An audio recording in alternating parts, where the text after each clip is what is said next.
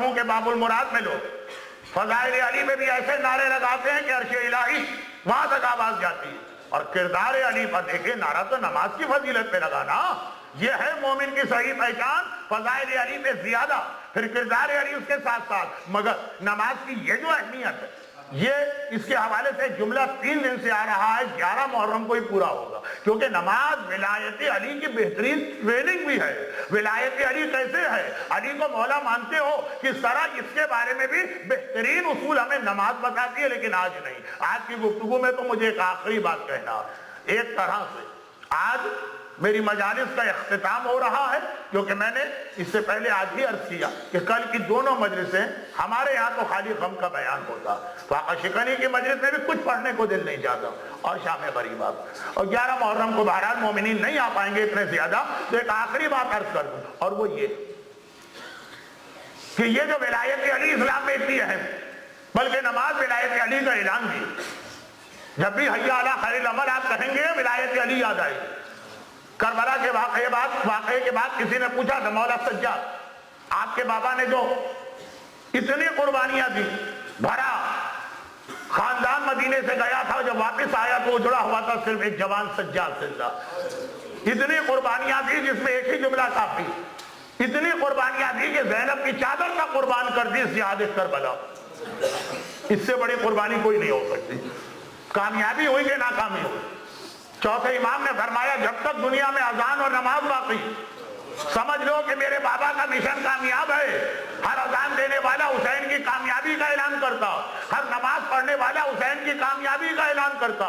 کیونکہ ہر شب جمعہ، آج بھی شب جمعہ، پورا سال آپ کہتے ہیں اشہد انک قد اقمت الصلاۃ، مولا میں گواہی دیتا ہوں کربلا میں آپ نمازیں بچانے کے لیے گئے تھے. تو یہ نماز علی کی ولایت کا اعلان بھی ہے، نماز حسین کے مشن کی کامیابی کا اعلان بھی ہے. حسینی ہر غلطی کر دے گا، نماز کبھی نہ چھوڑے گا. مگر خود یہ ولایت علی کا اعلان، ولایت علی کا اعلان، ولایت علی کی اہمیت جہاں پہلی مجلس میں آئی، آج آخری مجلس میں اس کے حوالے سے ایک بات کہتا ہوں. کچھ لوگوں کو شاید پسند نہ آئے، لیکن بہرحال حق تو یہی، اور وہ یہ ہے کہ ولایت علی کا ایک بڑا مقصد رسالت محمد کا تحفظ ہے، نبوت محمد کا تحفظ ہے.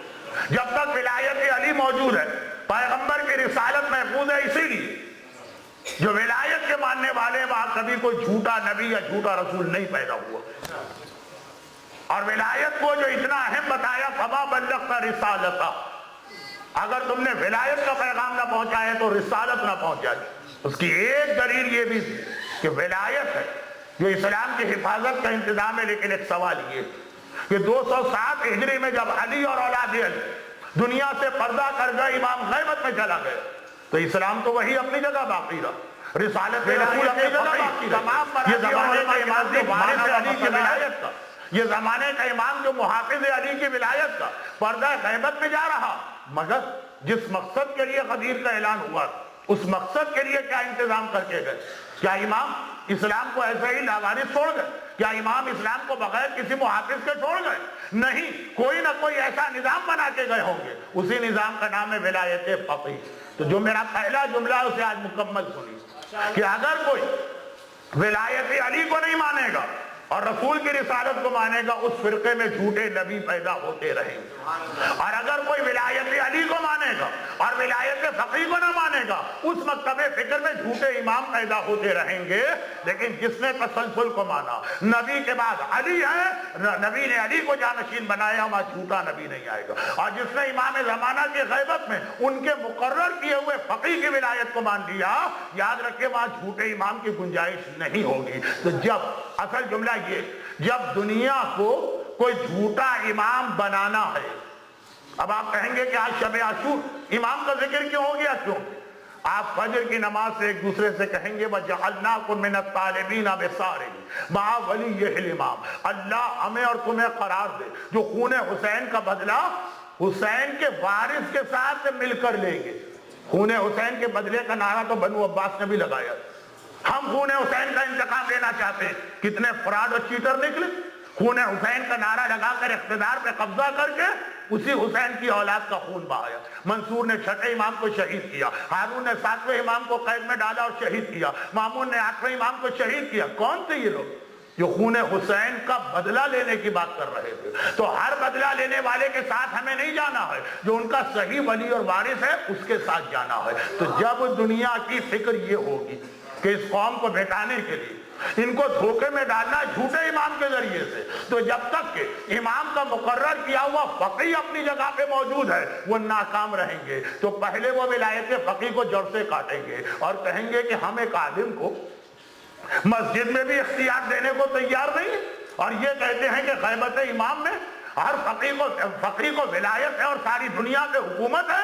مگر یاد رکھیے ولایت فقیہ ولایت علی جیسی نہیں, مگر ولایت علی کا تسلسل ہے کہ علی کو محافظ بنایا ہے, علی نے یہ ذمہ داری حسن کو دی, حسن نے یہ ذمہ داری حسین کو دی. لیکن زمانے کے امام جب غیبت میں جا رہے ہیں تو مقرر کر گئے یہ ہمارے فقہا, یہ ہمارے نائبین, یہ ہماری غیر موجودگی میں محافظ ہیں. ولایت فقیہ تمام مراجع اور علماء کے نزدیک مانا ہوا مسئلہ ہے. ولایت فقیہ تمام مراجع اور علماء کے نزدیک مانا ہوا مسئلہ ہے. ولایت فقیہ تمام مراجع اور علماء کے نزدیک مانا ہوا مسئلہ ہے. صرف ایک جملہ اور اس کے بعد منزل مسائل. جملے کی تشریح میں 2-3 باتیں آئیں گی, اسی لیے آپ دیکھیے گا ولایت فقیہ ولایت علی کے تسلسل میں یہ ویسے نہیں ہیں, یہ ان کے غلام ہیں, یہ ان کے خادم ہیں, یہ ان کے نائب ہیں, ان کی اپنی کوئی حیثیت نہیں ہے. یہ جو کچھ ہے علی کی وجہ سے ہے. لیکن علی اگر ہم سے کہیں میں اس درخت کو نائب بناتا ہوں ہم اسے بھی مان لیں گے, اس پرندے کو نائب بناتا ہوں ہم اسے بھی مان لیں گے,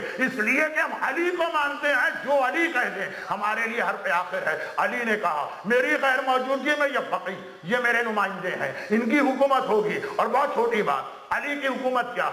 علی کی حکومت یہ کہ سوال کرنے والا نہیں, منظر دیکھنے والا گھبرا گئے. کیا دیکھا؟ مولا بیٹھے, کھانے کا وقت آیا, دسترخوان سجایا گیا, کہا میں یہ نہیں کھاؤں گا, میرا کھانا لے کے آؤ. اندر سے تھیلی لائی گئی جس کو باندھ کر اس پر مہر لگائی ہوئی تھی, جو اشرفیوں کی حفاظت کے لیے انتظام ہوتا, جو پاؤنڈ کی حفاظت کے لیے انتظام ہوتا. علی نے اپنے ہاتھ سے مہر توڑی, تھیلی کھولی, ایک انتہائی سوکھی روٹی نکالی. دیکھنے والا گھبرا گیا, مولا میں تو سمجھا تھا اس میں سے سونا نکلے گا, اس میں سے اشرفیاں نکلیں گی. آج انگلینڈ میں ہوتا تو کہتا اس میں سے پاؤنڈ نکلے گی, اتنا سوکھی روٹی کا ٹکڑا نہیں ملا. مولا اس کی اتنی حفاظت. کہا میں ڈرتا ہوں کہ مجھے بتائے بغیر میری کوئی بیٹی اس روٹی پر ہلکا سا تیل یا روغن لگا کے اسے نرم نہ کر دے. علی یہی غذا کھانا چاہتا. مولا کیا اچھی غذا اسلام میں حرام ہے؟ کہا حرام نہیں, مگر جو ولی حقیقی اللہ کی طرف سے ہوتا اس کی ذمہ داری ہے کہ قوم کے سب سے غریب آدمی اس کے معیار پہ زندگی گزارے جو اس وقت عالم اسلام کا سب سے غریب. برائے صحت و سلامتی رہبر معظم ولایت فقیہ سید علی خامنائی سید حسن